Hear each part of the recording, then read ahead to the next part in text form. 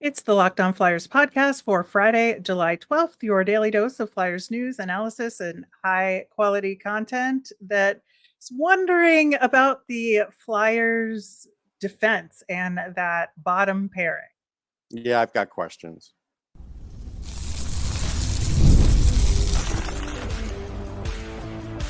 You're Locked On Flyers, your daily podcast on the Philadelphia Flyers, part of the Locked On Podcast Network. Your team every day. Hey there, and thanks for making Locked On Flyers your first listen every day. I am Rachel Donner. You can find me on Twitter at rmiriam. I'm here as always with Russ Cohen, who's on all your favorite social media apps at Sportsology. We are at Locked On Flyers on Twitter, Instagram, Threads, and Blue Sky as well. Today's episode is brought to you by Gametime. Download the Gametime app, create an account, and use the code LOCKEDONNHL for $20 off your first purchase. Terms apply. You can find us over on YouTube or on the SiriusXM app or anywhere you listen to podcasts. Subscribe to get our latest episode as soon as it's available here on the Locked On Podcast Network, your team every day. Russ, we heard from Erik Johnson about his new contract, and we are going to get into that and kind of reading between the lines and see if we can suss out what that really means for the Flyers' bottom pairing. So we'll get to that shortly, but there is a little bit of news to talk about. So the AHL schedule did come out yesterday. The Flyers' season opener and home opener is one and the same, October 12th versus the Hartford Wolfpack. So that'll be fun to get going on that season. Excited to dig into that schedule and look for those triple game weekends and where the tough spots are going to be. But one of the fun things about this upcoming season is they're expanding geographically. So the Phantoms will be playing some of the teams a little further west this year. And so they will be facing Rockford, and they will Grand Rapids, and one other team this upcoming season that's new to them. Oh, Milwaukee. That's it. And I'm really excited for that, just to see some new teams in the mix. Yeah, there's certain players that they're there at the time of the year I'll be very interested in seeing. So that's good stuff. Yeah, I think so as well. The other thing is that the summer hockey Beauty League has gotten going on their games. They started on Thank God Wednesday. for them. That's all I could say. Yeah, I know it does keep you going, and their games are so fun. They have innovative scoring. Yeah. So like you look at people's stats, it's not like actual. It gives hockey players something to do. They don't know what to do otherwise. Yeah, probably, and other than fishing and golf, I guess. Right.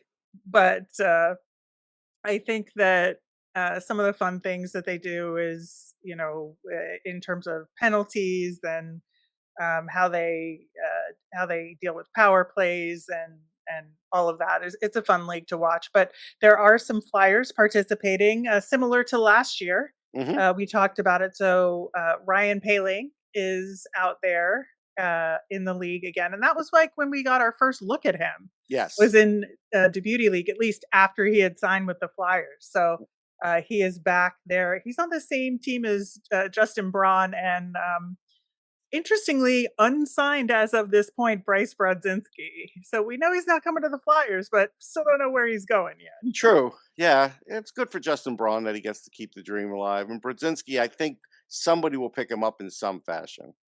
I think so too, but it's just like interesting after all that. He doesn't have a home yet. Noah Cates is playing. He already has 5 points in like a game, I think. Yeah, he's like the Gretzky of that league. I think so.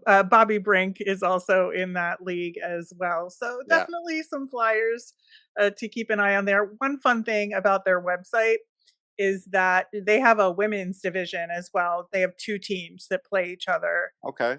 But the stats are integrated. So you have the men and women in the Oh, there you go.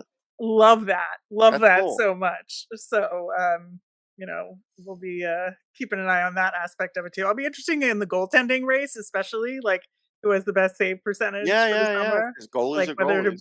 Yeah. So that should be a lot of fun to watch there. But the Erik Johnson presser from yesterday. Since he re-signed with the team, hadn't really had a chance to talk to him or ask him questions. So he talked a lot about, as many guys do, about how great the locker room is, and he joined partway through the season, and he felt welcomed, and part of the leadership there, and um, he was asked kind of point blank about his role as the seventh D moving forward. And he's the new stall, like, was literally mentioned that way in the presser. I think it is his 18th year. Like, really, what are the expectations here, right? Well, he played 67 games last year. So, and you said he's basically telling you got to rip the jersey off him to not want to play anymore. So he Not wants to. basically, he did. Yeah, so he wants to play. So yeah, I mean, you know, who's going to be the sixth defenseman? Risto? What would the FanDuel odds be on him playing the number six? 40% to start the year for Risto? Like, we have no idea where he's at, right? And so he knows that, and he's just talking about the seven, but really he's talking about the six, because if we look at previous history, Mark Stahl played 35 games, and Johnson's ahead of where Stahl was. I'll give you that. And then Johnson played 17 games for the Flyers down the stretch, which was a lot, and definitely took away some playing time from some youngsters. So the thing is, Flyers are not going to bring up Adard or Ginning and have him be the seven, and they're probably not going to break him up. But even if they did, only one would get to play the six, and then what? Johnson's only going to go in once in a while. I don't see that to start the season. So honestly, to start the season, they probably either won't have a seven, or it'll be somebody else that they don't need as much at Lehigh and just can kind of sit and scratch if he has to. So you're talking this if Ristolainen isn't 100% or Correct. isn't healthy enough to play. Isn't Whether healthy that's enough 100. to start the season. Right. So I think that's like two different conversations, because Is there's it? the I mean, we haven't seen the well, guy play in over a year. right. But it's the question is if Risto is healthy or not. That's a question, right? And then there's the if he isn't healthy, who then becomes the de facto sixth defenseman on this team? Right. And So, is it Erik Johnson? well, I mean, you can name the names if you want and put them up against John, and John's going to pick Erik Johnson. I think it's possible. It's very possible, because I think that we'll look at those other names and try and plug him and play here, but I think that it'll depend on the circumstances of the team. And I think that the reason why Johnson got so much playing time at the tail end of the season was partially because of the playoff race. And Torts has a predisposition to play vets in key situations and key time like that. You can argue whether or not it was the right move, but that's what he generally But he's does, going to start the right? season like he can make the playoffs too. It's going to be the same thing. He's not starting the season like, oh, I can't make the playoffs this year. No, he is going to manage this team like he's going to make the playoffs. That's the way he's going to do it. Right, but I don't think it's as urgent a situation as it was at the tail end. It's an unknown, and I think he's gonna go with the best lineup that he sees. Now, whether that's Johnson or not, I think you can debate, but I think that he's gonna focus on what's the best lineup for this team, whether it's with Risto or without Risto, depending on his health, and I think they're gonna make every effort to get Risto to the point where he can play, because they have to. They really don't have a choice here. And they're hoping for the best in that circumstance, but we really just you're right, we don't know. So I No, think I it's mean, worth having that conversation. in the end, we don't know. What I'm sure of is, on the positive side, if Risto's healthy and he's the seven, then no young player is breaking in the lineup. Yeah, I think uh There's no room for on no, that one. There's no room on that one. Like, if everybody's healthy, there is no young player that's going to start the that is season. true. That's Yeah, 100% that's true. And 100%. yeah, I think that is fair to say. I think it's just that if there's no Risto, that's where the cracks could come into play. And I think that quality of play and um, chemistry are going to have a lot to do with it, and Hmm. situational needs are going to have a lot to do with it as well. We do know that towards adjust his lineup based on physicality needs, based on opponent. We've seen that. So I think there's a lot of factors here, and I do think early season is going to be different for him than a late season playoff run. Yeah, we'll I see. I just think it's I going to be feel the same as every other year with John. I do. well, but I do think that times of the year are different Well, with no, him. but last year to start the year, he thought he was making the playoffs. He didn't have any young guys in to start the year. I think that I he think we're will still be dealing different. with the same guy. I say I don't. Yeah, I just saw a difference earlier than later in the season, but Okay. I think that, it's worth having that conversation. We're gonna talk Yeah, sure. more about what Johnson had to say as well as some of those other options. We'll do that coming up next. It's summer, which always makes me think of baseball, and especially with the Phillies being so much fun this season, I want to be there in person as much as possible. Game Time is an authorized ticket marketplace of Major League Baseball, which makes getting those tickets faster and easier. Plus, prices on the Game Time app actually go down the closer it gets to the first pitch. They've got killer last minute deals, all important view from your seat, and with their lowest price guarantee, Game Time takes the guesswork out of buying those coveted MLB tickets in your town, the summer concerts, and so much more. My favorite part of the app is that it's great for getting notified about flash deals, and they let you save even more with zone deals, where you pick a section and let them choose the seat for you. Best of all, Game Time has all in pricing, so there's no surprise fees at checkout, and your tickets are sent directly to your phone, so you never have to dig through email. Download the Game Time app, create an account, and use the code LOCKEDONNHL for $20 off your first purchase. Terms apply. Again, create an account and redeem with that code LOCKEDONNHL for $20 off. Download Game Time today. Last minute tickets, lowest price guaranteed. So, looking at Erik Johnson's situation and what he talked about, I think one of the interesting aspects of the conversation with him was that it was brought up that he is close to the 1,000 game mark.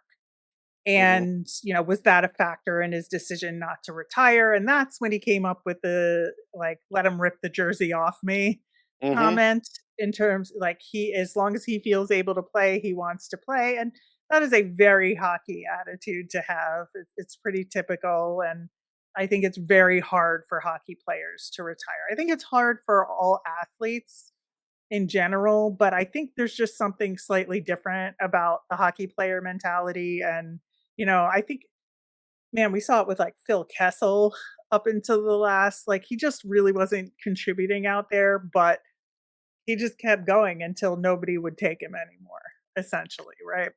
So Yeah. Erik Johnson got a contract. He's at 987 games played right now. So he's so close to that 1,000 game mark. And I'm just wondering if once he hits it, could that change things in terms of how often he's played? I mean, look, now we're getting into Keith Yandel territory again Right. because, Well, that's again, consecutive. no, That's no, but it but consecutive. a It's but a trade, but different. a no, no, no, but like when a player is getting signed, they're shooting to hit that mark, right? Now, yes, consecutive is different, except what if Eric Johnson just doesn't have it anymore? Like, what if he doesn't? Are you going to have to play him now 13 games so he gets to 1,000? And I we don't know think the 13 answer. games is gonna be an issue, Well, I honestly. mean, I mean, it could be. I mean, we know the answer. We've seen this play out with Keith Yandel, and this is the slippery slope you get on when you bring in guys that are close to these milestones. Hopefully, it never becomes an issue, but you never know. It could. What if he gets hurt for Yeah. half the year, and then all of a sudden, the second half of the year, there's only 30 games left, and he's still got to play 10 games, and you don't really want to play him 10. I mean, it can happen. Well, I would like to look at the glass, like, slightly more than half full on this Okay, situation, and that, like, 13 games seems like, at minimum, a reasonable amount for it Erik it Johnson does, to but play I've just in learned this sports is season. weird, and you never can count on anything Well, being anything. I mean, goalies are weird. Hockey and sports are slightly less weird than that, but in general. But I think that I wouldn't worry about it, that milestone personally, because it is so few games relative to the season overall. And there will be situations that they'll want to put him in for a veteran presence, depending on the opponent. And so I'm not too worried about that. I'm worried if he needs more games, if he needs more than, let's say, 45 games this season, that's too many. That's too I many for agree. me. Yeah, I So agree, and that's kind I of where think I'm there's a. I'm looking at it. I mean, Stahl played 35, so I think he's a lock to play 50. To be honest, I don't know. I think it will depend on the circumstances and Risto. That's that's the really only thing. what it is. But Risto has pretty much proven he can't play a full season. So if we're just going off of history, which is Yeah, easy to we'll do. see. I mean, injuries happen, right? So I think Oh, wait, I think I agree injuries happen, but I I'm think talking for we have. anybody. I'm not I limiting know. this comment to Risto. I think injuries happen, but I also think that, at some point, like there's gonna be an impetus to play the younger guys. And that's where, or at least somebody else and other call ups. And that's where you have to say, okay, who are the options here? And Ronnie Attard is number one on the list, and then probably Belpedio, and then Gron's after that. Right. But I do feel like I have to say this. So since 2020, 21, uh, here's the amount of games that Rasmus Ristolainen has played: 49, 66, 74, 31. It's literally a crapshoot. Like, it's not just, Yeah. well, he's And just got this one injury this year. You know what I mean? Like, it's a crapshoot for him now. I don't disagree with that. I was agreeing Yeah. with you on that. I was just widening the conversation to include other potential injuries Oh, no. that you may need him to And that's cover fair. for. That's fair. I'm just saying, like, even if he shows up healthy, I don't know if I could count on him for the season. So yeah, those other names come into play, and I kind of think that if they're going with the 11-7 like they did last year, then it'll be Belpedio. He'll be the guy that'll be up here because they have enough young guys down below, and they don't seem to have any role for Granz, and so I don't think Torts is going to feel comfortable with him. So I think Belpedio ends up filling that, and that's not really a Flyers prospect. It's he's just an AHL guy. Right, and that's where the difference between needing somebody to sit in the press box versus needing somebody to play. If Hmm. they need somebody to play, they're gonna call up Attard. If they're needing somebody to sit in the press box, it's gonna be Belpedio, and But I don't know. that's I'm the way not it even going to should be. guarantee they're bringing up Adder even to play. We'll see. Like, that's the nice thought, and it should be that way. But until I see it, I'm still going to say I wonder. Yeah, I just really feel strongly that that is gonna be the circumstance here. Well, I mean, yes, intellectually it sounds right, but again, if we just go with cold hard facts, I mean, last year Adder played 12 games. He definitely should have played more than 12. If you would have asked both of us before the year how many games he would have played, we probably would have said, I don't know, 25, 30, something like that, a lot down the stretch. He played 12. And a lot of those he played when they were pretty much running out of gas. So it's hard for me to imagine he's going to get 45 games this year. Maybe it'll happen, but it's hard for me to picture that. Yeah, it is like the last year of his contract, so we'll see what happens with that. But again, I just feel really strongly that it is going to depend on the circumstance, whether they need somebody to play, whether they need somebody to sit in the press box, who they're going to call up. And it's going to depend on who any injuries are for, right? We've talked about Mhm. this. It's Mhm. like, it's going to be situational in that aspect as well. In terms of it, I mean, God forbid somebody else got injured, but Jamie Drysdale hasn't been healthy very much either. No, So I that's think true. there's gonna be opportunity on this team on defense. Like, I'm 100% sure of that. Yeah, I hope so. I'm not 100% sure, but I hope so. Well, just to add to what Erik Johnson had to say, he is flexible, willing to do whatever he's asked, Which is and great. I all mean, he's a great all guy. the guys say that. Yeah. Oh no, he's I I terrific. I truly believe that. Like, some guys say that because it's the thing you have to say. Like, you say you love the organization, the city, the fans. Like, they all say that, but there's a genuineness to Erik Johnson that I appreciate. That you can just feel he means all of that when he says it, and that he's going to do whatever he's asked to do. He mentioned a specific conversation at the end of the season, and in terms of what his role would be if he resigned. And he was good with that. He's been communicating with Matvey Michkov over Instagram using the translator That's because they cool. have the same agent, which Yeah. is kind of cool as well. And so, he's trying to be part of this community and part of this team family. And I think that is just as important, and being a role model for hard work and being a role model for using practices the way they're supposed to be used and all of that, I think is important. Now, is there a ton of mentoring to do? There's not a ton. But if they wind up bringing, let's say Emil Andre gets a shot, Hmm. I think it would be really good to have an Erik Johnson around Sure. to help support him. Yeah, no, I mean, that part doesn't hurt you. But again, I told you could be a coach and do that too. The thing about Erik Johnson, though, I always felt bad after the golf cart incident because I do think, because people are going to look and say, how was he a first overall? Well, he was a better player and better projected player until that injury. That hurt him early out of the gate. And I do think that affected his career. Now, he's had a nice career, don't get me wrong, but he just hasn't had the kind of career that you would expect from a first overall pick. Yeah, I think it's hard to remember that long ago that he was the first overall I pick. know. But again, 18 years in the NHL. I mean, that is pretty remarkable and to be commended as well. Yeah, he tore his knee ligaments in '08 in that golf cart accident. Oof, that It's a is long rough. time ago, man. Yeah. That is rough. It's a whole adult human lifetime ago. Yeah, and he missed the Uh, rest of the season that year. So, yeah, but he also has a Stanley Cup, he and does. It's like I said, it's an amazing story, and, a lot of these guys with perseverance and stuff, and I give him much credit for that. yeah, and he was asked directly about that, and the picture of him with the Stanley Cup behind him in his Yeah. Zoom background, which I thought was a really good observation there. And if I won the Stanley Cup, I would have a picture of it behind me I'd in the probably wear Zoom the ring background. every day. I'd wear the ring while I Yeah. was food shopping. I don't care. But I mean, he did bring up, you never know what happens. Hockey is weird. Eighth seeds Yeah, get to Stanley Cup finals. And he's like, you have to go in with that attitude that, you you do. know, regardless of what, people say or what expectations are, every team truly does have a shot. And stranger things have happened. And that there are examples, very recent examples out there.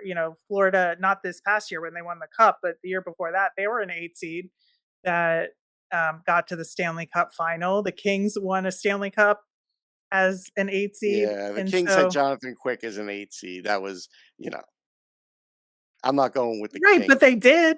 They I won. know. So, I know. Sometimes there are so injuries and things that make a team an 8 seed, but as far as a team thinking that way, they have to think that way. Do I think there's yeah, any chance of the Flyers being in the Stanley Cup? I'll tell you it's 0. I'll tell you that's it's 0. fine. But I think, And I'm not their saying it to be mean, I'm attitude just saying this it's not their time. That's all I'm saying. right. And you're the outside person telling them that, well, they have a different attitude on the Right, inside, and they and should we'll have a see what different attitude. happens. You don't go in with a losing attitude, nobody does. You are cranky today.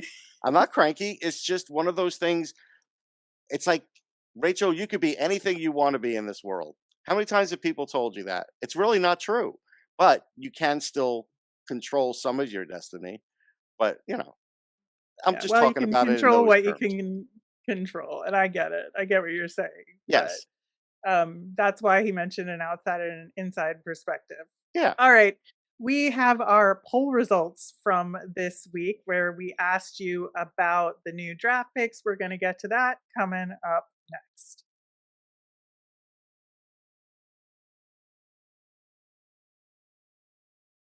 Next week on the show, we are actually talking to Jim Jackson, aka JJ, about his broadcast experience, the Flyers, hockey. Be a really good conversation.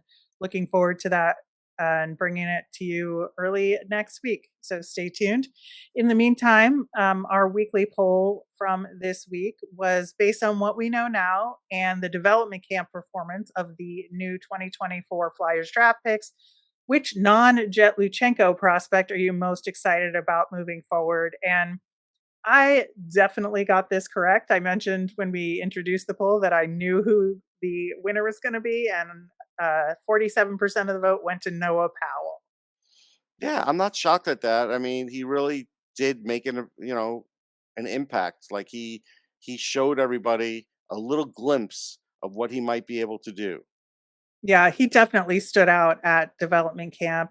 He was working hard on everything, putting every effort into every drill, every shift in the scrimmage, and he was able to show flashes of his puck handling and his smarts. And I think that it's going to take a lot of work for him to get to the NHL, but I have absolutely no doubt that he has the work ethic to make it happen if that's what he wants. Yeah, the work ethic is there. He'll need some refining. No question. Yeah, I think so too.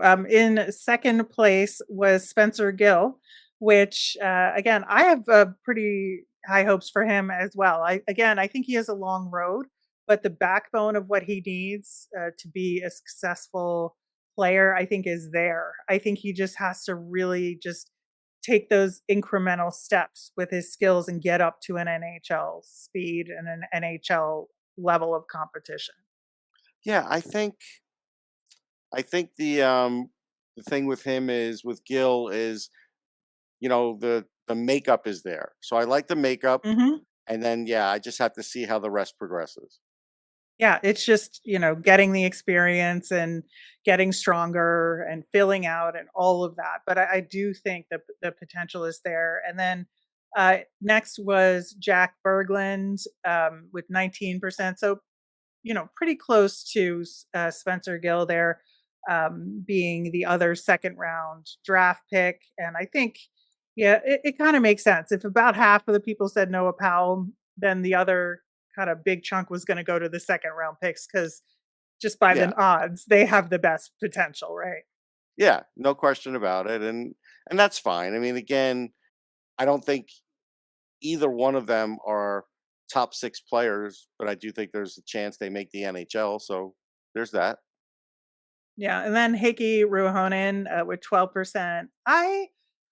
He's going to be my um, underdog of this draft class. I really think that he's the guy I'm rooting for the most to get there because I like what he brings to the table. I like what he was doing out there at development camp and what he had to say, and the fact that he has chosen to come to North America for his development. I think that'll go a long way. And so he's going to be my not so secret fave of this draft class. I feel like Austin Moline is now sad because he got 0% and Zero. 0%, and you're not even picking him. So that's less than zero. I'm gonna pick Well, Austin because somebody has to be higher than 0%. So come on, Austin, you can do it. yeah, I like him as a person. I think he's very, very small. Like he's just a skinny person, and being a seventh round pick, I'm gonna root for him because I think it would be super cool. Remember, Captain America was skinny too. Well, he also had a serum that he took to He get did. I mean, bulked. So, technicality, but he and started off skinny. That's the point. CGI helped too. Yes. So there is that. But yeah, so we're rooting for all these guys. Let's be real. But we also can pick our favorites. So Heikki Ruohonen is mine. Austin Moline is yours, and Noah Powell is our listeners. So a lot Well, of love to Powell's got the spread. best chance. I mean, I'm going to be realistic as far as picking favorites. That's the easier one to pick for the favorites. Yeah. So hopefully the draft class will surprise us and all the top members of the Philadelphia Flyers moving forward. That'll do it for today's show. We'll be back Monday with part of that interview with JJ. Plus, we'll have our new nemesis of the week and a new poll question for you to answer. As a reminder, we always want to hear from you. So if you've got questions, let us know on Twitter at Locked On Flyers. You can email us at lockedonflyers@gmail or comment on our YouTube channel. I'm Rachel. I'm on Twitter at rmiriam. That's RMIRIAM. I'm Russ. I'm at Sportsology, SPORTSOLOGY. Locked On has launched the first ever national sports 24/7 streaming channel on YouTube that's also available on Amazon Fire TV and the free Fire TV channels app. Locked On Sports Today is here for you 24/7, covering top sports stories of the day with local experts of Locked On, plus national shows covering every league. Find Locked On Sports Today now available on the free Fire TV channels app. Have a great weekend, everyone.